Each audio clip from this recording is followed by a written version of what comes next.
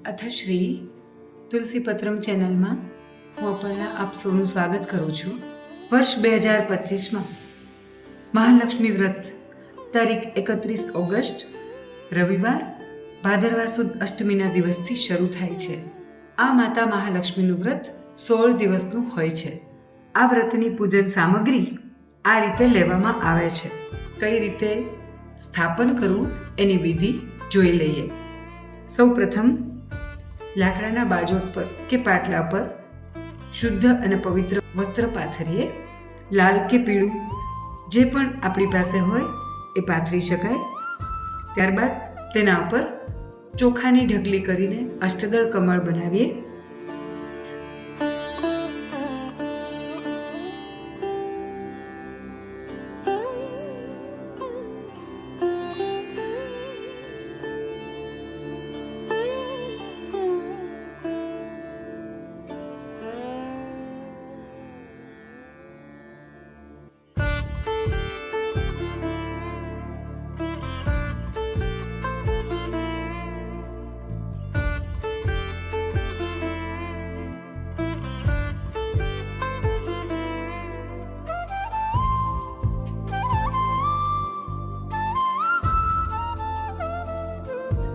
ત્યારબાદ સૌ પ્રથમ સંકલ્પ કરીએ. વ્રત કરવાનો સંકલ્પ લઈને ત્યાર પછી દીપ પ્રાગટ્ય કરીએ.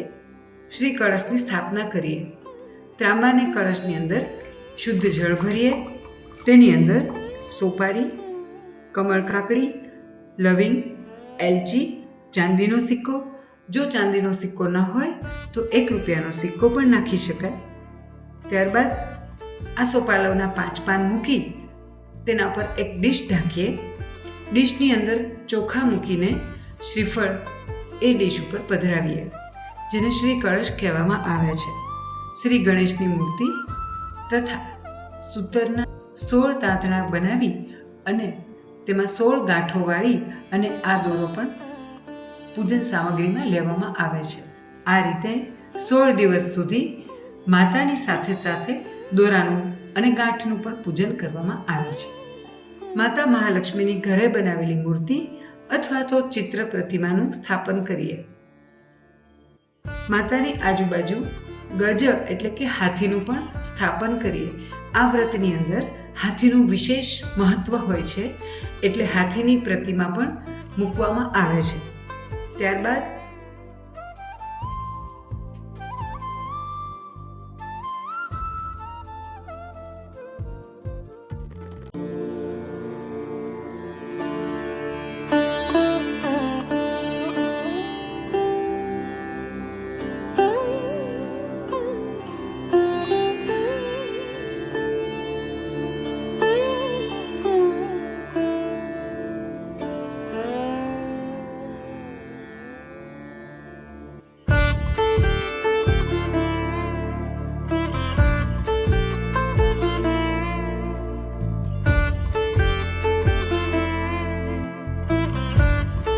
માતાની પ્રતિમાની સામે એ જ પાટલા ઉપર શ્રીયંત્ર, પીળી કોળી, ગોમતી ચક્ર અને શંખની પણ સ્થાપના કરવામાં આવે છે, પૂજા કરવામાં આવે છે.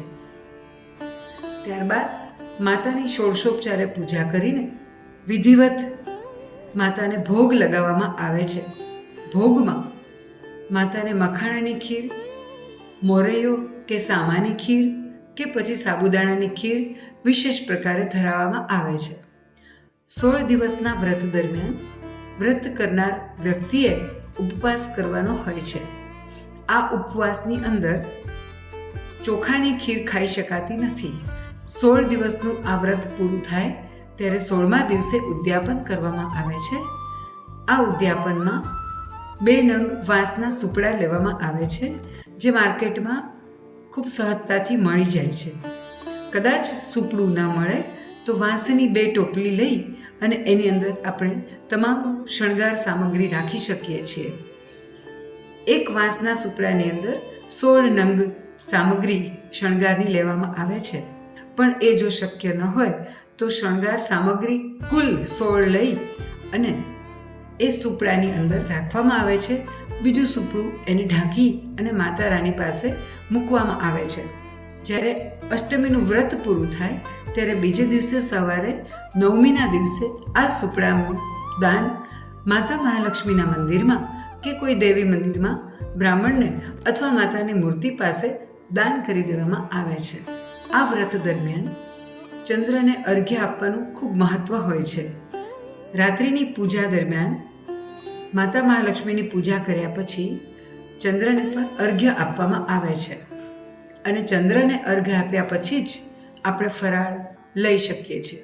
તો આ હતો માતા મહાલક્ષ્મીની પૂજનનો, વ્રતવિધિનો અને વ્રત કઈ રીતે કરવું એ વિશેનો વિડીયો.